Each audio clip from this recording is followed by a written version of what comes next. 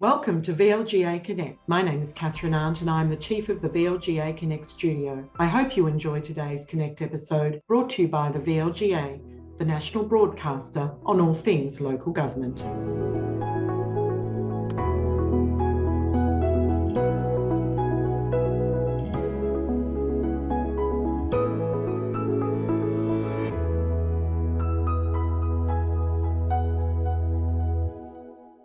Well, hello everyone. No need to check your calendar or your watch. It is Governance Update. It is Maundy Thursday, and that's why we're here a day early for our pre-Easter edition of the Governance Update. We've got Steve Cooper before he heads out to hunt for Easter eggs or whatever it is he does over the next few days. Hi, Steve. Hi, Chris, and I am heading out, but I'm in fear and trepidation today. Why are you in fear and trepidation? Well, I've been resisting the temptation to say anything, but I've noticed this little habit you've developed of picking up some quirky sentence and dropping it in as the title to the episode. So I presume today is going to be fear and trepidation. Problem solved. I always watch it back and I think, what am I going to call this episode? I wonder when Steve's going to cotton on that I'm actually looking for him to give me something. And there you go. So you can do it more openly from now on. No, I was waiting for you to have the courtesy to tell me, Chris, but that's okay. All right. Welcome, folks. Lots of news. And look, I've got a complaint, Steve, actually. I'm not sure where I can direct this, whether you can help me. There's been a couple of instances now of significant government announcements being made like half an hour after we record this governance update. And I'm sick of it. I really am. It's like, we want to be across the news and then that happens. We think we're important enough that it's putting out the trash, Chris, but it's probably got nothing to do with that. We're just a tiny little blip on the radar, if at all. But of course, I'm talking about last week's announcement on Friday of the appointment or the pending appointment of monitors to 3 more councils in Victoria. That's pretty big news. It's resonated right across the sector, Steve, hasn't it? 3 in a day is interesting, Chris, and we probably should talk about each one in turn. But I found it interesting. I know I've heard the Minister speak about looking for a new title other than monitors because of really wanting to sort of emphasise that they don't only have a punitive role, that in fact, for example, with the South Gippsland example, that the role of the monitor might be to coach and support and guide. So, different roles. Something that connotes a more proactive tool, I think, is what he was looking for when we had that conversation. I think Strathbogie's another example, Steve, where the Mayor and the CEO made the request for a monitor to help with understanding of governance responsibilities. It was seen as a very proactive move, not a reactive response to something. Absolutely, and there wouldn't have been monitors appointed in those circumstances previously, which is evidence of the change, Chris. So a couple of things to talk about out of this. Let's talk about each of the councils in turn. So starting with Darebin. Darebin's been on the radar for a few months. This is all in the public record. The Minister reportedly wrote to the council as far back as January, expressing concerns about the council's ability to ensure good governance. We've seen the Herald Sun recently, a meeting that was characterised as unruly. Councillors storming out after apparently 5 hours of trying to complete business.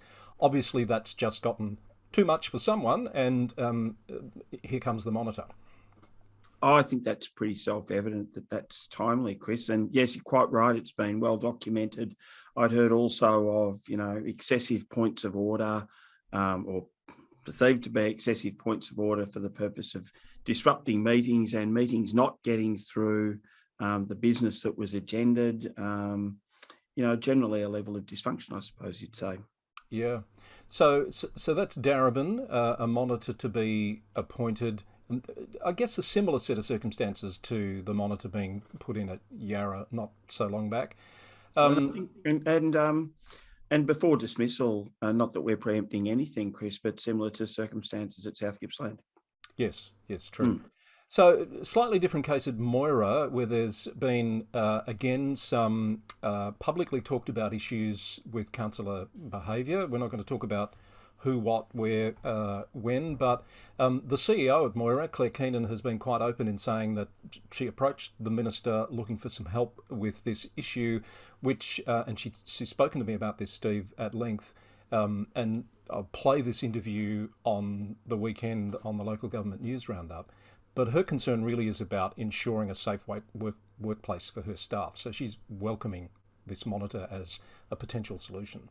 Yeah, and I look forward to listening to the news roundup on Sunday morning, Chris, but goes to that really interesting point that the CEO has responsibilities for health and safety in the workplace, which really is about the health and safety of any person affected by the work being carried out, if I can paraphrase the Health and Safety Act, not in as good a way as Hunt and Hunt would. But that lack of clarity also, or lack of capacity of the CEO to actually give direction or instructions to individual councillors, for example, makes it a very difficult situation. Also, look out for, in that interview, I do ask Claire about some reflections, having worked in another state, having worked in Queensland, about how these issues might be dealt with under a different regime. And we get some interesting insights that I think are worth listening to and reflecting on.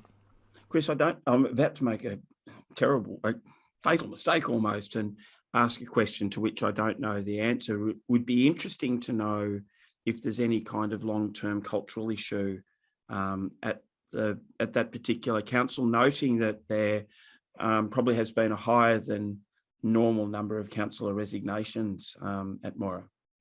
I think that's a fair question, because there's been 3 resignations within a 6-month period. Let me say that, or 2, sorry. The third was way back just after the election due to a tragic accident. That's right. Yes, you would ask that question, wouldn't you, when you've got at least 2 close on the heels of each other. And on that note, we move up the river or down the river. Which one is it? You'll correct me. Up the river to Wodonga, where Kat in fact, Bennett... Chris, we are going up the river without a paddle. There's the title. Thank you, Steve. There's our title. So up the river without a paddle to Wodonga, where Kat Bennett resigned very recently for reasons of work commitments. But again, I've spoken to Kat, and that'll be part of the episode on Sunday as well. And she's now being more open about her reasons for resigning. And it is again due to toxicity in the workplace. She's spoken with the minister. She's very happy that a monitor's being appointed. Too late for her to take back her resignation, but not ruling out having another run at council if problems are resolved in the future. Well, you've helped to join the dots, Chris, because yes, there had been a comment, I think, that Kat made on social media to the effect that she'd spoken with the minister, which would have led to some thinking about, oh, well, why did she speak to the minister? So the fact that she said that to you and that the minister has appointed a monitor would say that there are some internal issues with the culture at Wodonga that need to be looked at. It's just occurred to me that the announcement of these monitors, when it happened, is probably a silver lining, because our episode last week might have gone an hour.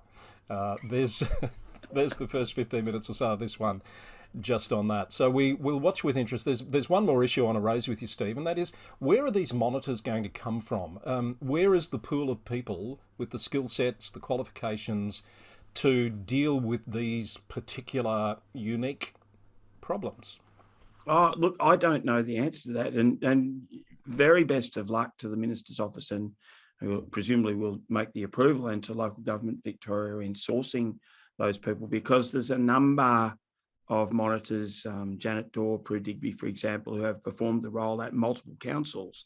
But as you say, the pool of experienced people is quite limited. All right, we'll keep an eye on that, and of course bring you the news when we hear of those appointments in the not too distant future. I believe it's a matter of weeks, if that, before those announcements or appointments will be made. Next up, the other big bit of news this week, massive news for regional Victoria, Steve, and that is the 2026 Commonwealth Games. Oh, very exciting news, Chris. And so Bendigo, Geelong, Ballarat and Gippsland to host events. And actually, I'm not so sure. Why am I thinking Shepparton's in the mix somewhere, Chris? Well, Shepparton has been mentioned. They're going to hold some sporting and cultural events, but the detail on that's yet to be seen. It's a really good point you pick up on, Steve, because Greater Shepparton sort of ran with this idea going back 5 years ago. I spoke to Kim O'Keefe, the mayor at Greater Shepparton. I've got some news about Kim shortly as well. She's disappointed that they haven't got one of those regional hubs in Shepparton. They are going to Geelong, Ballarat, Bendigo and Gippsland. So Shepparton, Northern Victoria sort of miss out a little bit, but they are getting some events. The detail of that is yet to be seen. But I've got to say, she's also really positive about the fact that it is happening in regional Victoria. It is being treated as exciting news, and there are opportunities. They just want to get in and get their fair share. Oh, no, and I think that's true. And we've talked previously, Chris, about the fact that there is a terrific infrastructure for sport in regional Victoria, and there hopefully will be a really good legacy out of that. To the point about the organising, I was interested in the state government media release that there will be an organising committee established to run the event, and you would presume a piece of enabling legislation, as happens with major events, to streamline or either streamline or eliminate planning processes and give the sort of powers that state government typically gives themselves to make sure those events happen smoothly. That's a really good point.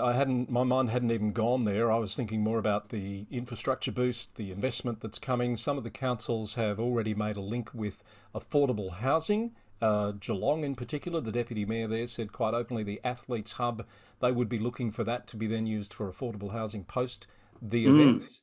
We all know what a big issue that is. Funding for sporting facilities. Most of these councils around the state have got sports precincts and similar projects on the books that they need funding for. They're all obviously looking at this as an opportunity to try and get more investment in those facilities and to play a role in the games. Absolutely. And I pick up on your first point, Chris, that there will be athletes housing at each of the hubs, and you would hope that there will be a strong link to affordable and social housing in those villages. And we know a lot more than we did sort of in the 1950s when Melbourne hosted the Olympics about the kind of the long-term implications of good planning associated with those sort of legacy housing projects. And the other, I guess, exciting thing about this is normally when you get such an announcement, there's a long lead time, and it's going to be quite a while before you're actually in the thick of this. This one's going to come around very quickly. 4 years, as we know. It's the length of a council term. It's not long. Not at all. And in fact, I can tell you, Chris, there's something from my dim, dark past, and it's not that I didn't run the Melbourne Commonwealth Games in 2006. There was a committee that did that, but I was at Port Phillip at the time, and we were hosting particularly a number of road events. There were events at MSAC, and I think Port Phillip had the beach volleyball as well. But what I do recall from that time was the importance of the council organisation setting up a manager with authority to run the Commonwealth Games response and to liaise with the various government agencies and inside the council organisation, because the number of things that have to happen to get facilities built and up to standard to manage spectators and athletes is actually quite an extraordinary job and needs to be well organised inside the council organisations.